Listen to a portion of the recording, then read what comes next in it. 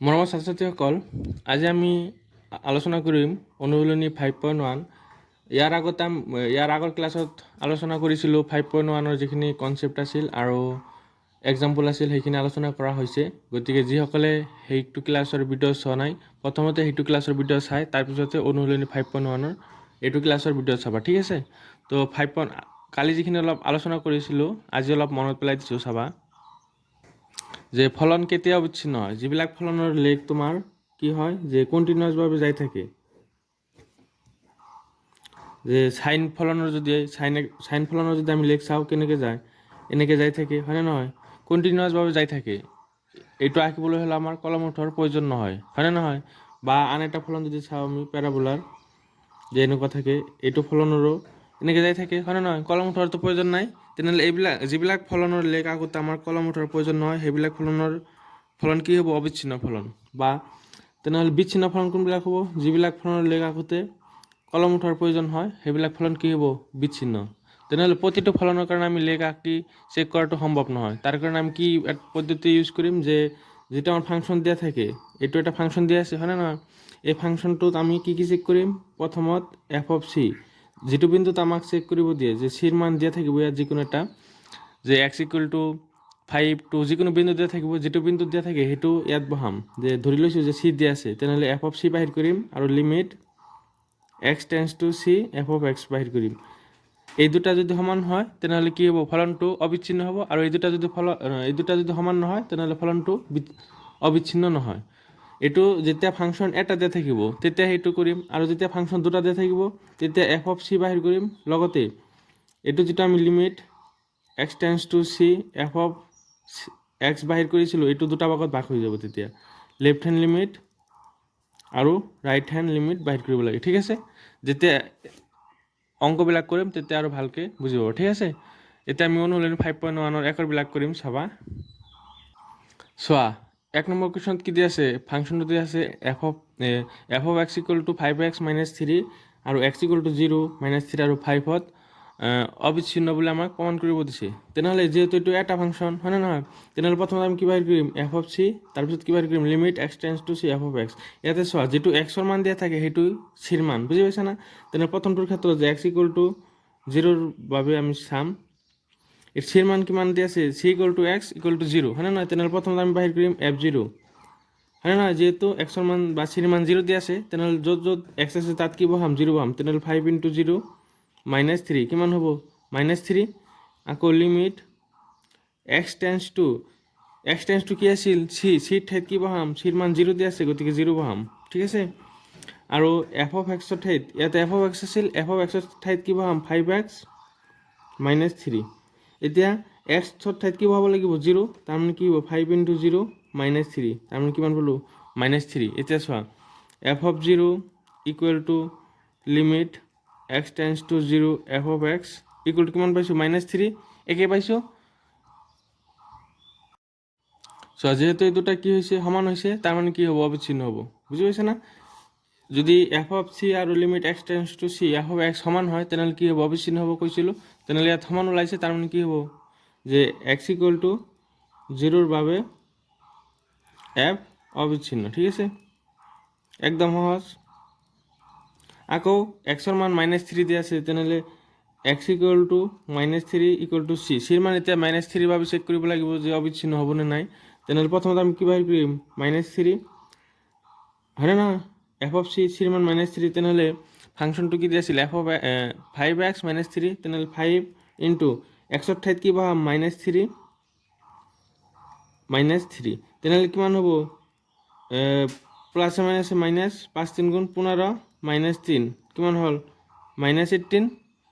আকৌ limit x→-3 f(x), হয়নে নহয়?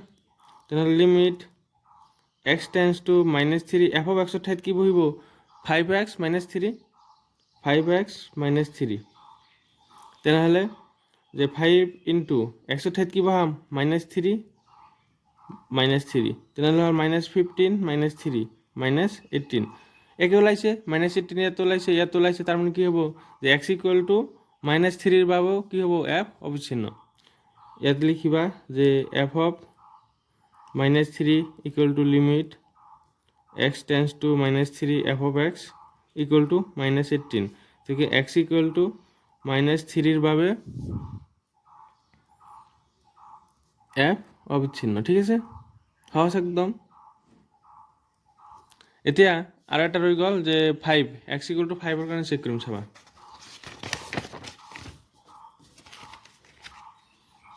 x ইকুয়াল টু 5 তেনেহ'লে f অফ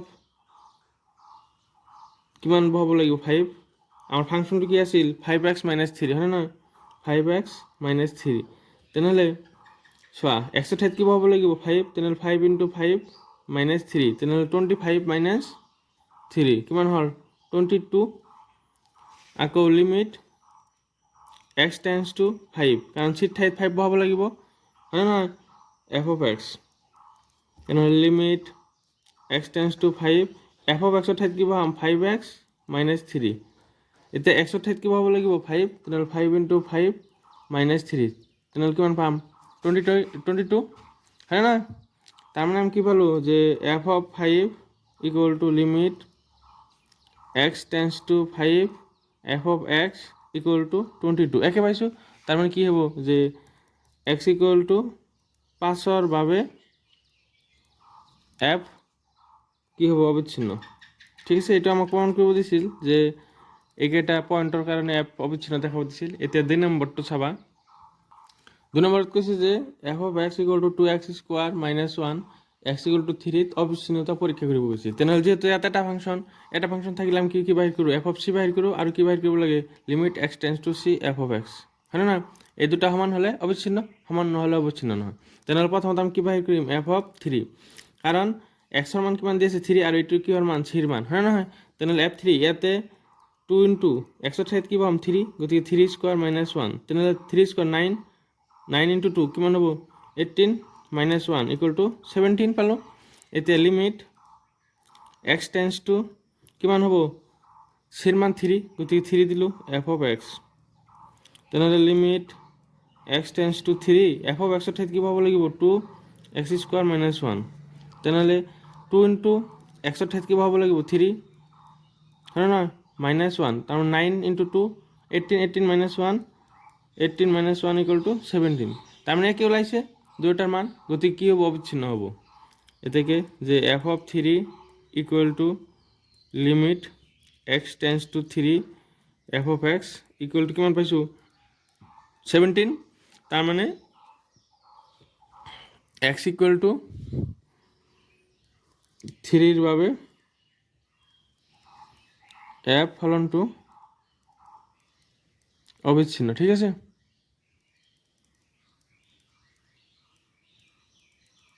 নিশ্চয় বুজি পাইছা। এতিয়া চোৱা 3 4টা কুৱেশ্যন দিয়া আছে। ইয়াত চোৱা তলৰ ফলনবোৰৰ অবিচ্ছিন্নতা পৰীক্ষা কৰা 4টা কুৱেশ্যন আছে। এতিয়া আমি 4টা কৰিম চাবা। 3ৰ প্ৰথমটো কৰিম ফাৰ্ষ্টত চাবা। তো 3ৰ প্ৰথমটোত f of x equal two x - 5 ইয়াত কোনো বিন্দু দিয়া নাই। আগৰবোৰত কি আছিল x ইকুয়াল টু যিকোনো এটা বিন্দু দিয়া আছিল হয় না নহয়, কিন্তু ইয়াত বিন্দু নাই। গতিকে আমি ধৰি ল'ব লাগিব যে লেট যদি দিয়া নাথাকে তেনেহ'লে আমি ধৰি ল'ম let x equal to c যিকোনো বাস্তব সংখ্যা। ঠিক আছে, যদি বিন্দু দিয়া না থাকে তেনেহ'লে আমি ধৰি ল'ব লাগিব যে x ইকুয়াল টু c যিকোনো বাস্তব সংখ্যা। এতিয়া ইয়াত চোৱা কেইটা ফাংচন আছে, এটা ফাংচন থাকিলে আমি কি বাহিৰ কৰিব লাগে ইয়াত f of c limit x tends to c f of x এই দুটা বাহিৰ কৰিব লাগে আৰু এই দুটা সমান হ'লে কি হয় অবিচ্ছিন্ন হয়। তো প্ৰথমতে আমি বাহিৰ কৰিম f অফ c, তেনেহ'লে x ৰ ঠাইত কি বহাইছোঁ ইয়াতে x ৰ ঠাইত c বহাইছোঁ, তেনেহ'লে x ৰ ঠাইত কি বহিব c - 5 সহজ একদম। তাৰপিছত কি বাহিৰ কৰিম limit x tends to c f of x হয় নহয়। তো limit x tends to c f of x ৰ ঠাইত কি বহাম x - 5 যেহেতু x টেন্স টু c গতিকে x ৰ ঠাইত কি বহাব লাগিব c, তাৰমানে c - 5। ঠিক আছে, চোৱা ইয়াতে যিটো বাহিৰ হৈছে ইয়াতে সেইটো বাহিৰ হৈছে, তাৰমানে কি হ'ব অবিচ্ছিন্ন হ'ব। যে এতেকে লিখিম যে f of c equal to limit x tends to c f of x equal to c - 5, তাৰমানে যে c ৰ সকলো মানৰ বাবে এতেকে c ৰ সকলো মানৰ বাবে কি হ'ব f ফলনটো অবিচ্ছিন্ন হ'ব। ঠিক আছে, একদম সহজ। এতিয়া 2 নম্বৰটো কৰিম, চাবা। এতিয়া চোৱা, 2 নম্বৰত দিয়া আছে f of x equal to 1/x - 5, হয় নহয়? তাৰমানে ইয়াতে কি কৈছে, x not equal to 5, এক্সৰ মান 5 হ'ব নোৱাৰিব, কাৰণ 5 হ'লেতো 0 হৈ যাব তলত, তাৰমানে নট ডিফাইন হৈ যাব, হয় নে নহয়? সেইকাৰণে কি নহয়, এক্সৰ মান 5 নহ'ব নোৱাৰিব, 5ৰ বাদে যিকোনো সংখ্যা হ'ব পাৰিব। তেনেহ'লে ইয়াতো যিহেতু পইণ্ট দিয়া নাই, গতিকে আমি ধৰি ল'ম যে লেট চি যিকোনো বাস্তৱ সংখ্যা, যে x equal to c যিকোনো বাস্তৱ সংখ্যা, যিকোনো বাস্তৱ সংখ্যা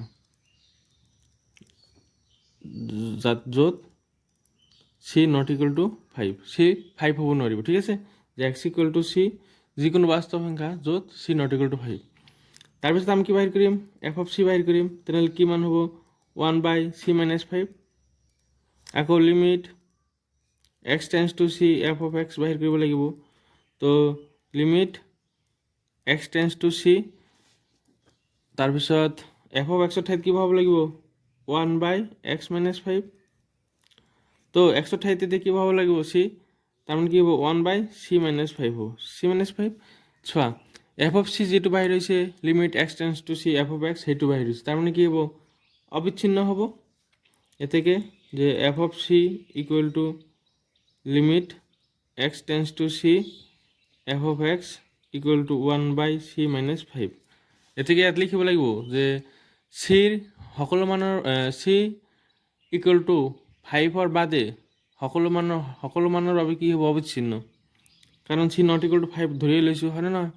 তেনেহ'লে c নট ইকুৱেল টু 5ৰ বা এটাৰ বাদে চিৰ সকলো মানৰ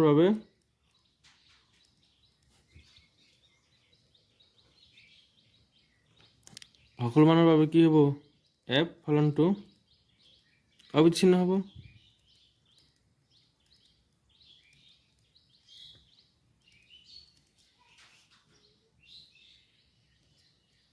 বুজি পাইছে নিশ্চয়?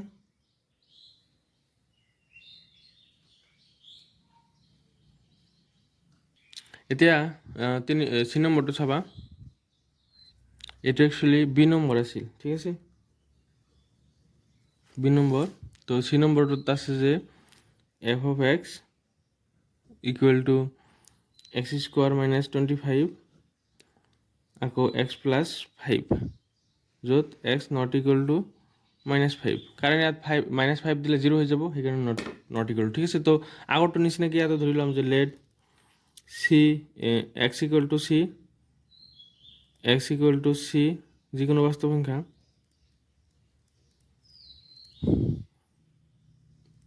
বাস্তৱ সংখ্যা,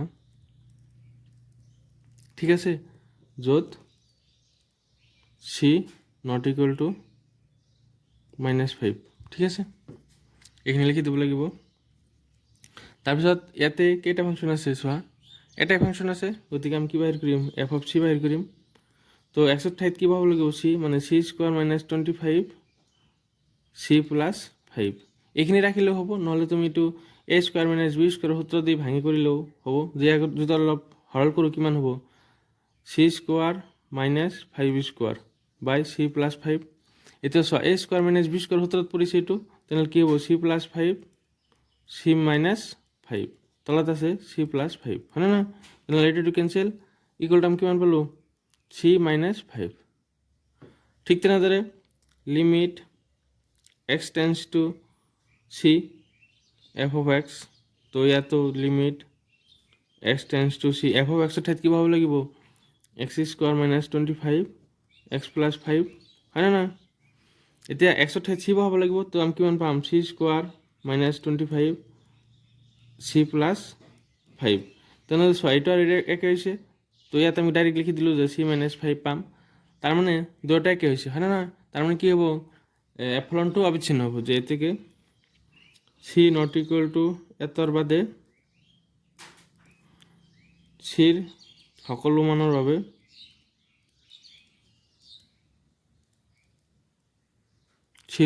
বাবে কি হ'ব, f ফলনটো অবিচ্ছিন্ন হ'ব। ঠিক আছে, বুজি পাইছা? এতিয়া ডি নম্বৰটো চাবা। তো 3 ডি নম্বৰটো কি দিয়া আছে? Modulus function. তো কালি যিটো আগৰ ক্লাছৰ ভিতৰত মডুলাছ ফাংচনৰ অংক দুটা কৰিছিলোঁ, যিসকলে চোৱা নাই তেওঁলোকে চাবা আগত।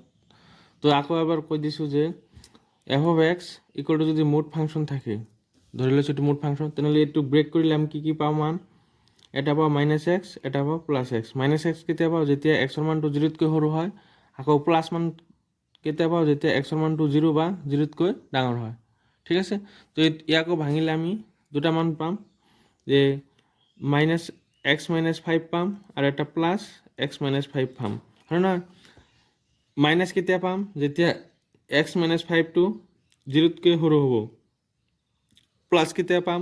যেতিয়া এক্স মাইনাছ 5টো 0 বা 0তকৈ ডাঙৰ হ'ব, হয় নে নহয়? ইয়াত যেনেকৈ এক্সৰ মানটো 0তকৈ সৰু হ'লে মাইনাছ, এক্সৰ মানটো 0 বা 0তকৈ ডাঙৰ হ'লে প্লাছ। তো এক্সৰ ঠাইত এতিয়া কি আছে? এক্স মাইনাছ 5, তেনেহ'লে এক্স মাইনাছ 5টো যেতিয়া 0তকৈ সৰু হ'ব তেতিয়া মাইনাছ হ'ব, আৰু এক্স মাইনাছ 5 যেতিয়া 0তকৈ ডাঙৰ বা 0ৰ সমান হ'ব তেতিয়া প্লাছ হ'ব। ঠিক আছে, তো এক্স মাইনাছ 5 থাকিল, আৰু ইয়াত কি হ'ব? এক্স মাইনাছ 5, হয় নে নহয়? এই মাইনাছটো ইফালে গ'লে প্লাছ হৈ যাব, হয় নে নহয়? প্লাছ হৈ গ'ল, এইটো মাইনাছ ইফালে গ'লে প্লাছ হৈ যাব।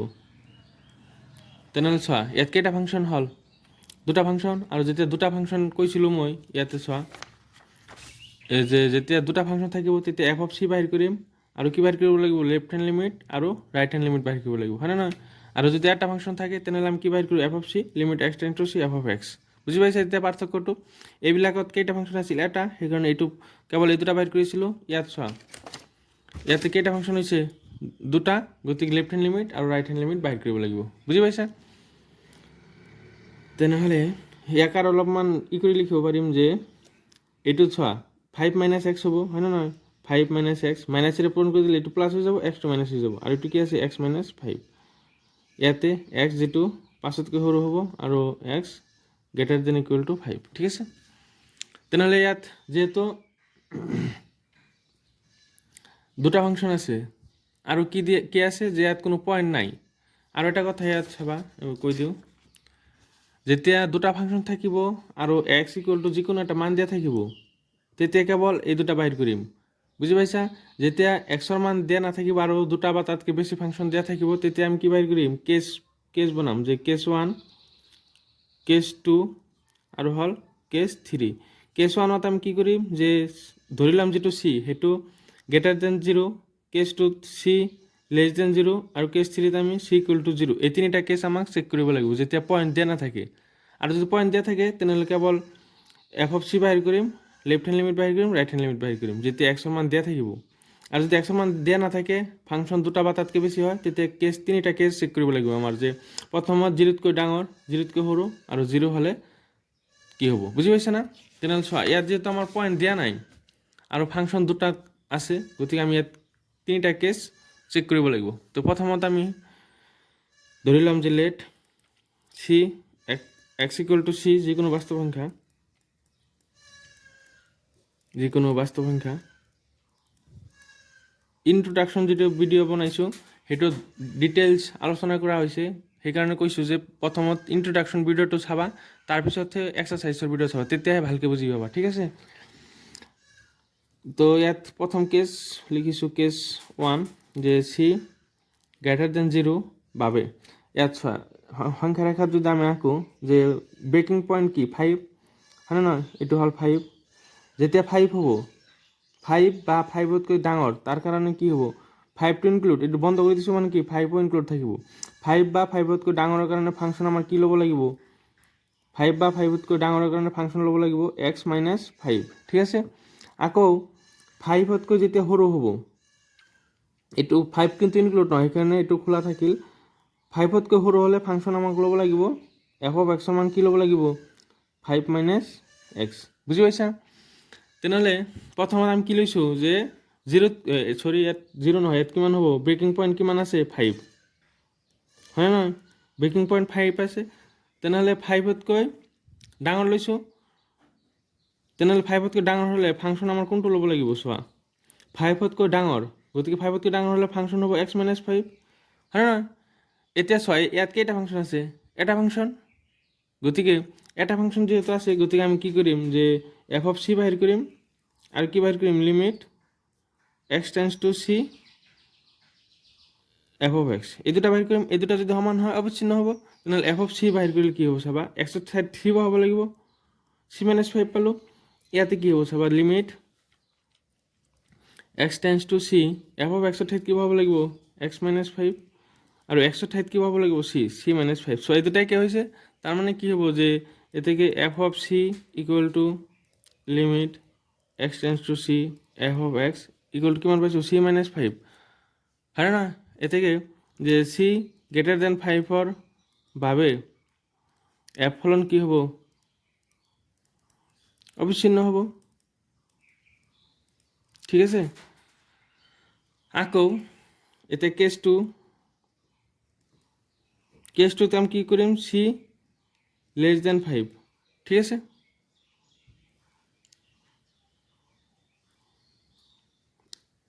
তেনেহ'লে সি লেস দেন 5 কাৰণে ফাংচন কি হ'ব চাবা 0তকৈ 5তকৈ সৰু হ'লে ফাংচন কি ল'ব লাগিব 5 মাইনাছ এক্স তেনেহ'লে আমাৰ ফাংচনটো হ'ব 5 মাইনাছ এক্স ঠিক আছে তেনেহ'লে F of C equal to কিমান হ'ব চাবা চি মাইনাছ 5 মাইনাছ চি হা আকৌ limit x tends to c f of x যে limit x tends to c f of এক্সৰ ঠাইত কি বহাব লাগিব 5 মাইনাছ এক্স তাৰমানে আকৌ এক্সৰ ঠাইত কি বহাব লাগিব চি তাৰমানে কি হ'ব 5 মাইনাছ চি এই দুটাই কি ওলাইছে যেহেতু কি ওলাইছে তেনেহ'লে কি হ'ব অবিচ্ছিন্ন হ'ব ইয়াত লিখিম যে F of C equal to limit x tends to c f of x equal two আমি কিমান পাইছোঁ 5 মাইনাছ চি তেনেহ'লে কি হ'ব যে এতেকে চি লেস দেন 5 বাবে এফ ফলন অবিচ্ছিন্ন হ'ব ঠিক আছে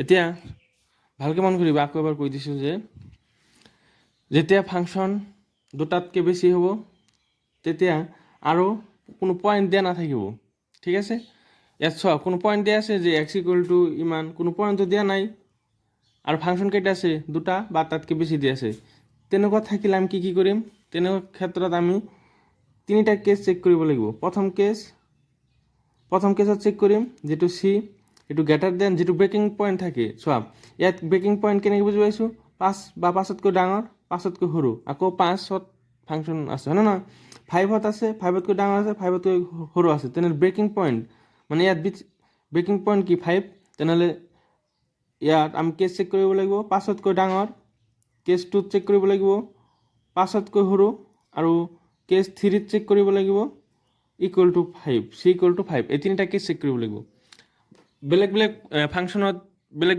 ব্ৰেকিং পইণ্ট থাকিব তো তেতিয়া ইয়াত বেলেগ হ'ব যেটো দিয়া থাকে ব্ৰেকিং পইণ্ট সেইটো হ'ব বুজি পাইছা আৰু যদি ইয়াত কেৱল কোনো মান দিয়া থাকিল হয় যে এক্স ইকুৱেল টু ধৰি লৈছোঁ যে 2 দিয়া আছে তেনেহ'লে কিন্তু এই তিনিটা কেছ চেক কৰিব নালাগে তেতিয়া কি কৰিম আমি লেফ্ট হেণ্ড লিমিট বাহিৰ কৰিম ৰাইট হেণ্ড লিমিট বাহিৰ কৰিম এনেকুৱা অংক আমি উদাহৰণত কৰিছিলোঁ যেটো ইন্ট্ৰডাকশ্যন ভিডিঅ'ত আছে তাত কৰিছিলোঁ চাবা ইয়াতেও আছে কৰিম পিছত চাবা তেনেহ'লে এতিয়া দুটা কেছ হ'ল দুটা কেছত কি পালোঁ এফ অবিচ্ছিন্ন এতিয়া কেছ 3 তো চাবা কেছ 3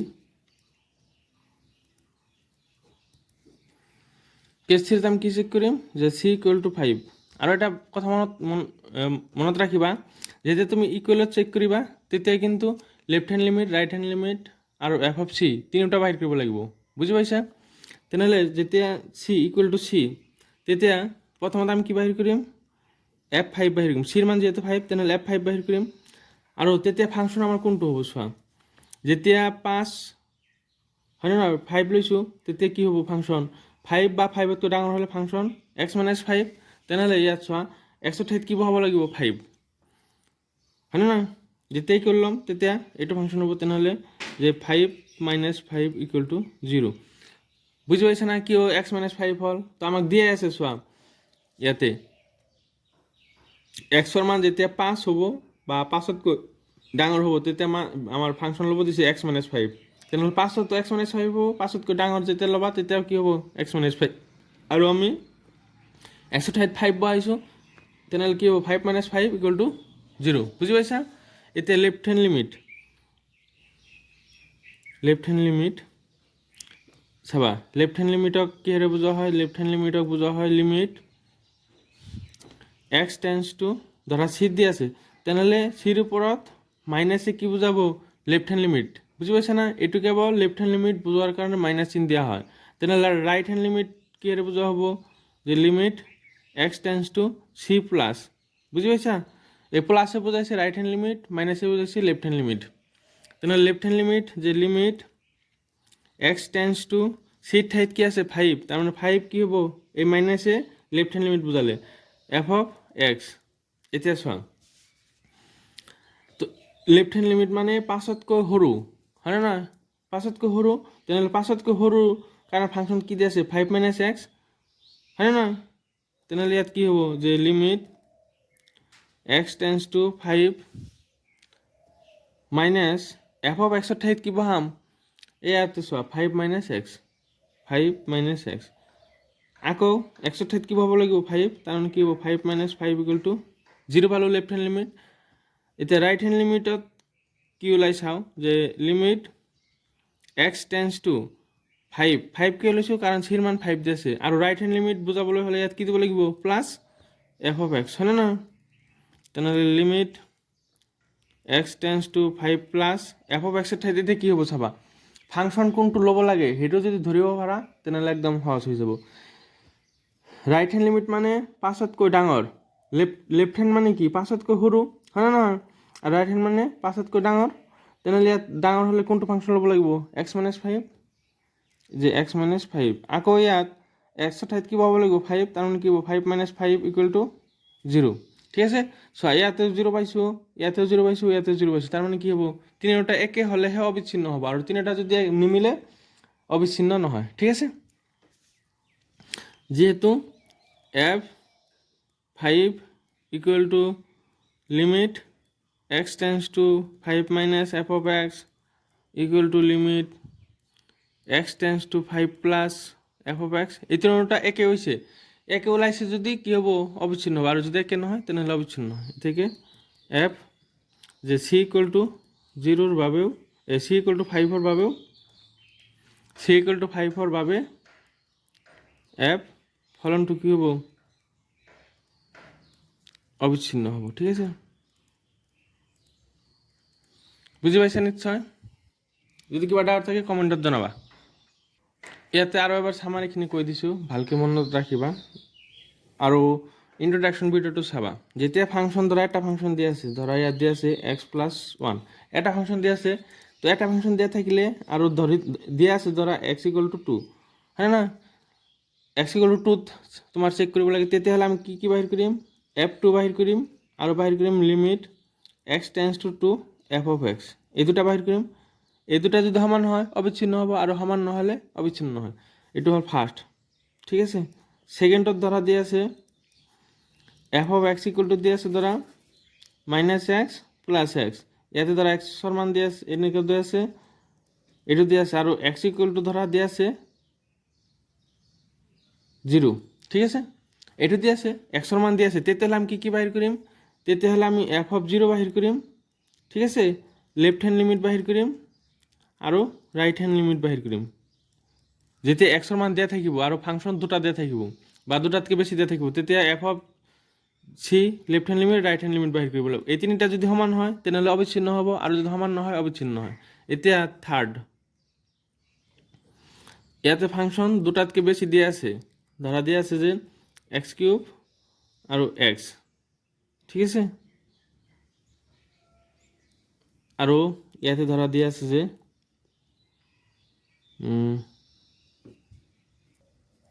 যেতিয়া এক্সৰ মানটো তোমাৰ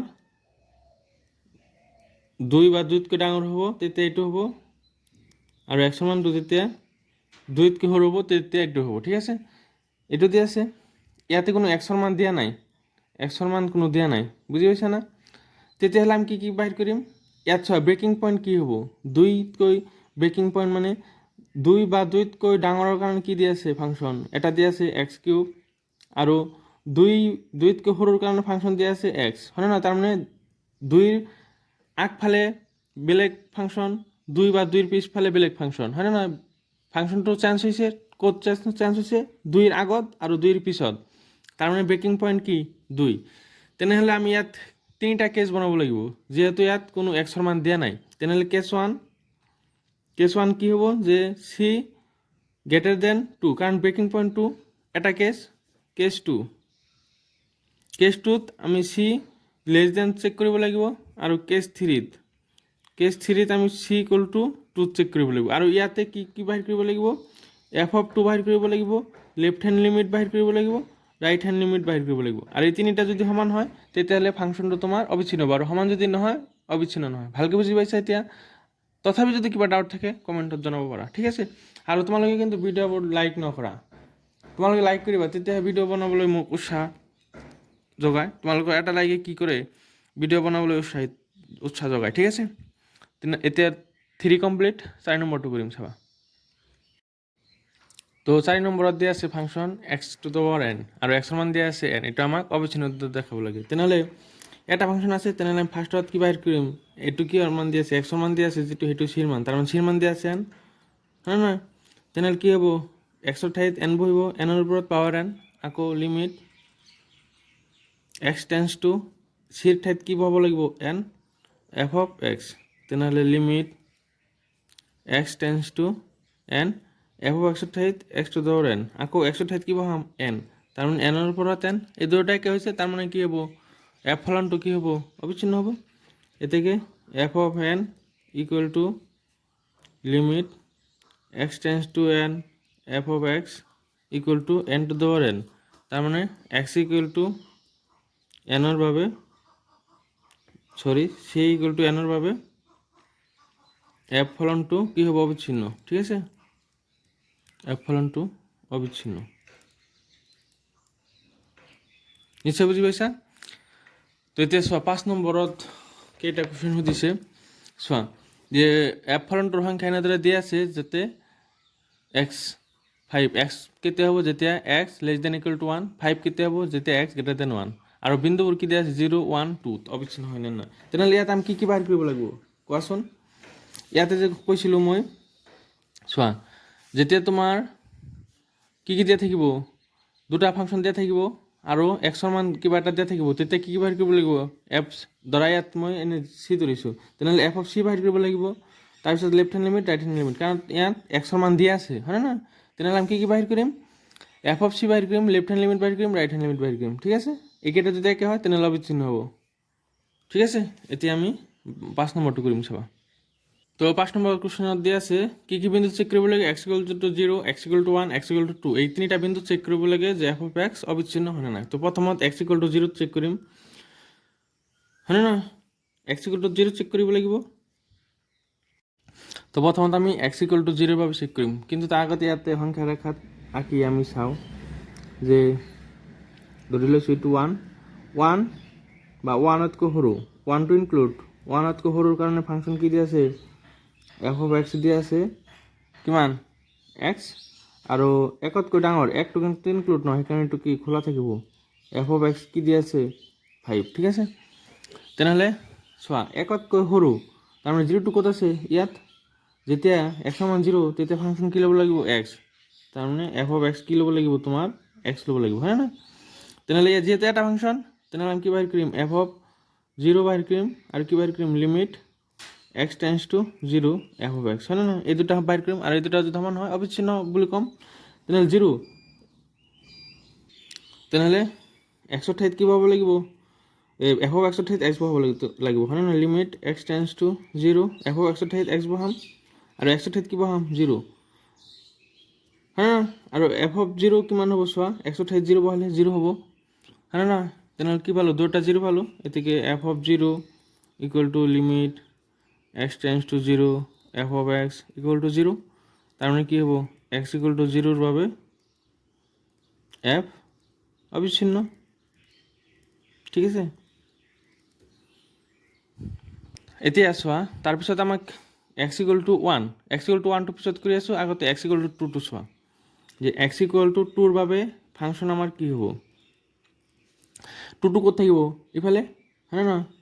1তকৈ ডাঙৰ যিমানবোৰ আছে তাৰ বাবে ফাংচন কি দিয়া আছে 5, হয় না? তাৰমানে 5, তেনেহ'লে আমি কি বাহিৰ কৰিম, f(2) এফ অফ টুৰ কাৰণে ইয়াত এক্স নাই যে তাত টু হ'ব, তাৰমানে কি হ'ব 5 হ'ব।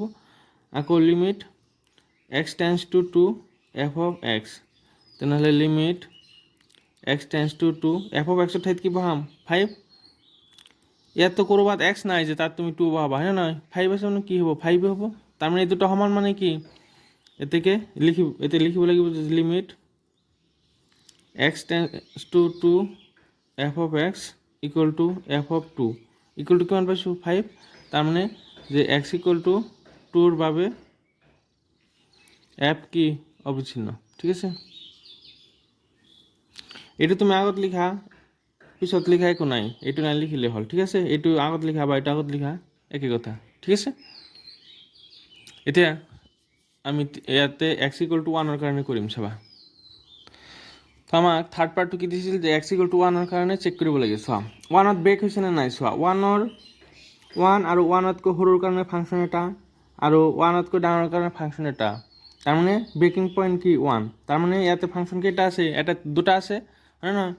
1 বা 1তকৈ সৰুৰ কাৰণে এইটো আৰু 1তকৈ ডাঙৰ কাৰণে এইটো, ফাংচন দুটা। আৰু ফাংচন যদি দুটা থাকে তেনেহ'লে আমাক কি বাহিৰ কৰিব লাগে, left hand limit right hand limit বাহিৰ কৰিব লাগে, হয় নে নহয়? তেনেহ'লে প্ৰথমত আমি বাহিৰ কৰিম যে F1, হয় নে নহয়?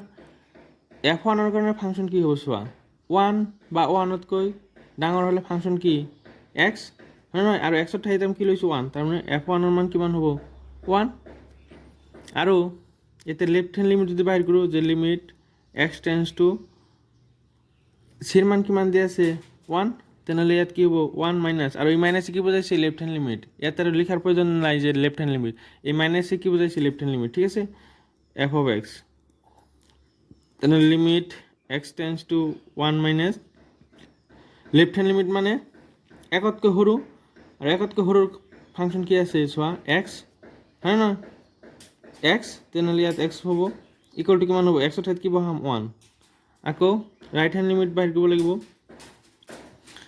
1 প্লাছ এফ অফ এক্স, যে limit x tends to 1 plus right hand মানে 1তকৈ ডাঙৰ ইফালে, হয় নহয়? ইফালৰ কাৰণে ফাংচন কি দিয়া আছে 5, তেনেহ'লে ইয়াত 5 বহাব লাগিব। ইয়াততো এক্স নাই যে এক্সৰ ঠাইত 1 বহাম, তাৰমানে কি হ'ব 5 হ'ব। চোৱা এই দুটাতো মিলা নাই, left hand limit not equal to right hand limit, তাৰমানে কি নহয়, যিহেতু f of 1 equal to limit x tends to 1 minus f of x not equal to limit x tends to 1 plus f of x, তেনেহ'লে যে x equal to c equal to 1ত f অবিচ্ছিন্ন নহয়, ঠিক আছে, বুজি পাইছে নিশ্চয়। এতিয়া 5 কমপ্লিট হ'ল। তাৰপিছত কুৱেশ্যন কি কৈছে চোৱা, যে এফ ফলনৰ সংখ্যা যদি দিয়া আছে এফৰ বিচ্ছিন্নতাৰ সকলোবোৰ বিন্দু উলিওৱা। 6ৰ পৰা 12লৈকে যিকেইটা কুৱেশ্যন আছে ইয়াতে চোৱা এক্সৰ মান দিয়া নাই, ইয়াতে যেনেকুৱা এক্সৰ মান দিয়া আছিল ইয়াত কিন্তু এক্সৰ মান দিয়া নাই। যদি এক্সৰ মান দিয়া নাথাকে তেনেহ'লে আমাক কি বাহিৰ কৰিব লাগে কোৱাচোন। তেনেহ'লে আমাক বাহিৰ কৰিব লাগিব, চোৱা ইয়াতে এক্সৰ মান দিয়া আছিল, হয় নহয়? এক্সৰ মান দিয়া আছিল কাৰণে F of C left hand limit right hand limit বাহিৰ কৰিছিলোঁ। কিন্তু ইয়াতে চোৱা এক্সৰ মান দিয়া নাই, এক্সৰ মান যদি দিয়া নাথাকে তেনেহ'লে আমি তিনিটা কেছ বনাওঁ, যে কেছ 1, কেছ 2, কেছ 3। যিটো আমাৰ এই কি কয় ব্ৰেকিং পইণ্ট থাকে সেইটো c greater than c less than আৰু চি ইকুৱেল টু বাহিৰ কৰিব লাগে, ঠিক আছে। তেনেহ'লে 6 নম্বৰটো কৰিম চাবা। চোৱা ইয়াত ফাংচন কেইটা আছে, দুটা আছে, আৰু এক্সৰ মান কিন্তু ইয়াতে দিয়া নাই, বুজি পাইছা। তেনেহ'লে প্ৰথমতে আমি কি কৰিম, ধৰি ল'ম যে let x equal to c যিকোনো বাস্তৱ সংখ্যা, ঠিক আছে। প্ৰথম কাম যিকোনো বাস্তৱ সংখ্যা। তাৰপিছত তোমালোকে ইয়াত সংখ্যা ৰেখাত ইয়াত ফাংচনটো বুজাৰ কাৰণে ইয়াত আঁকি ল'বা। ব্ৰেকিং পইণ্ট কি ইয়াত চোৱা 2তকৈ সৰু 2তকৈ ডাঙৰ, তেনেহ'লে ব্ৰেকিং পইণ্ট 2 বা 2তকৈ সৰুৰ কাৰণে 2 বা 2তকৈ সৰুৰ কাৰণে এইটো যে বন্ধ কৰি দিছোঁ, তাৰমানে 2 ইয়াত আছে। 2 বা 2তকৈ সৰুৰ কাৰণে ফাংচন কি আছে F of x equal two 2x plus 3, হয় নহয়? 2 বা 2তকৈ সৰুৰ কাৰণে ফাংচন 2x প্লাছ 3, আৰু 2তকৈ ডাঙৰৰ কাৰণে ফাংচন কি আছে এফ অফ এক্সৰ মান কি হ'ব 2x মাইনাছ 3, বুজি পাইছা না। এতিয়া যিহেতু ইয়াত এক্সৰ মান নাই তেনেহ'লে কেছ ইয়াত কেইটা বনাব লাগিব, কেছ 3টা বনাব লাগিব, 1, 2 আৰু 3, হয় নহয়? কেছ 3টা বনাব লাগিব। তেনেহ'লে প্ৰথম কেছ আমি চাওঁ কি হয়, কেছ 1 কেছ ওৱানত আমি কি চাম যে চোৱা ইয়াতে ব্ৰেকিং পইণ্ট কি আছে 2, তেনেহ'লে চি গ্ৰেটাৰ দেন 2 হয় নহয়? চি গ্ৰেটাৰ দেন 2ৰ কাৰণে ফাংচন কি হ'ব? চি গ্ৰেটাৰ দেন 2ৰ কাৰণে ফাংচন চি গ্ৰেটাৰ দেন 2তকৈ ডাঙৰ কাৰণে ফাংচন কি দি আছে 2x - 3। এতিয়া চোৱা এতিয়া আগৰ নিচিনাকৈ হৈ গৈছে এটা ফাংচন, তেনেহ'লে কি বাহিৰ কৰিম? এফ অফ চি বাহিৰ কৰিম, limit x tense to c f of x বাহিৰ কৰিম হয় নহয়? তেনেহ'লে এফ অফ চি কিমান হ'ব চাবা, য'ত x আছে তাত চি বহাই দিম, তেনেহ'লে কি হ'ব 2 টুৱাইচ চি - 3 আকৌ limit x tense to c f of x, তেনেহ'লে limit x tense to c f of এক্সৰ ঠাইত কি বহাব লাগিব 2x - 3 হয় নহয়? তেনেহ'লে এক্সৰ ঠাইত আকৌ চি বহাব লাগিব, তাৰমানে টুৱাইচ চি - 3 একে ওলাইছে যদি কি হ'ব যে চি গ্ৰেটাৰ দেন 2ৰ বাবে এফ ফলনটো কি হ'ব? অবিচ্ছিন্ন হ'ব। গতিকে F of C equal to limit x tense to c f of x equal to twice C - 3 এতেকে চি গ্ৰেটাৰ দেন 2ৰ বাবে কি হ'ব? এতৰ বাবে এফ ফলনটো অবিচ্ছিন্ন। ঠিক আছে, এতিয়া কেছটোত আমি কিছু কৰিম যে চি লেছ দেন 2। ঠিক আছে, ইয়াতে চোৱা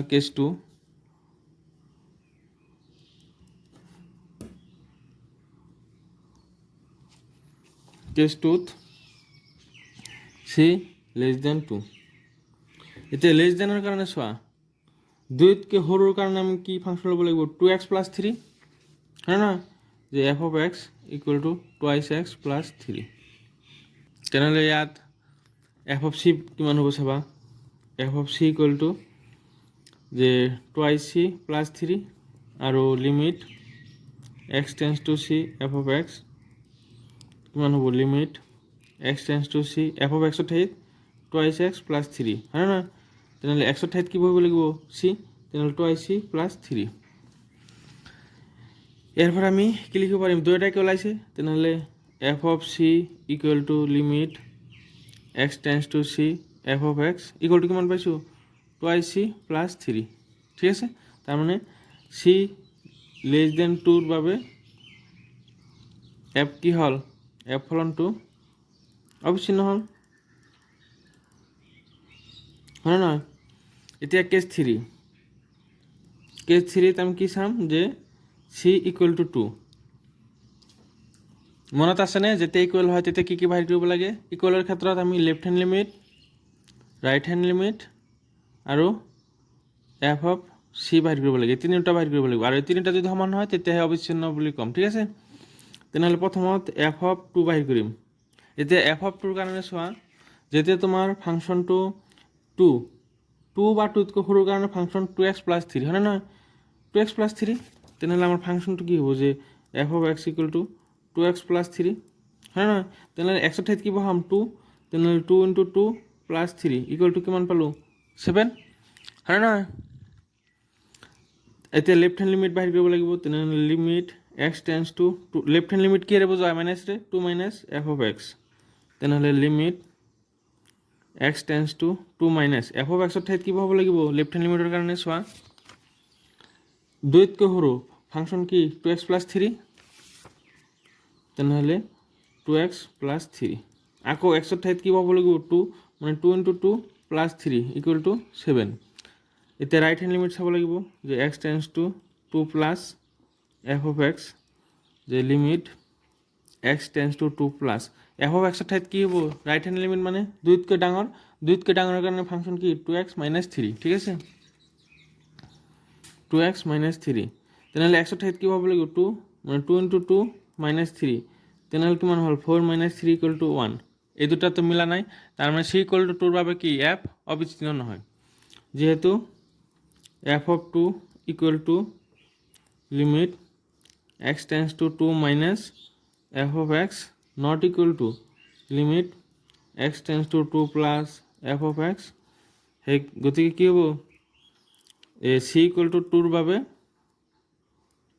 এফ অবিচ্ছিন্ন নহয়। ঠিক আছে, নিশ্চয় পাৰিবা।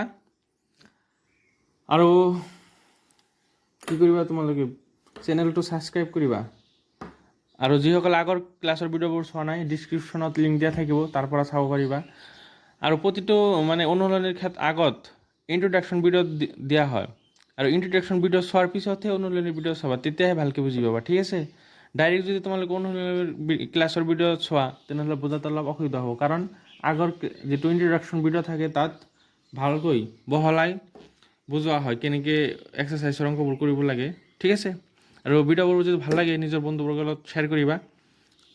তোমালোকে কিন্তু লাইক নকৰা, ক্লাছৰ ভিডিঅ' যদি ভাল লাগে নিশ্চয়কৈ এটাকে লাইক কৰি দিবা আৰু এটা ধুনীয়া কমেণ্ট কৰিবা, ঠিক আছে। আৰু শেষত আৰু এটা কথা কৈছোঁ যে কোনে ক'ৰ পৰা ভিডিঅ'বোৰ চোৱা কমেণ্টত জনাবা, ঠিক আছে। Thank U. নেক্সট ক্লাছত আমি 7ৰ পৰা আৰম্ভ কৰিম, ঠিক আছে।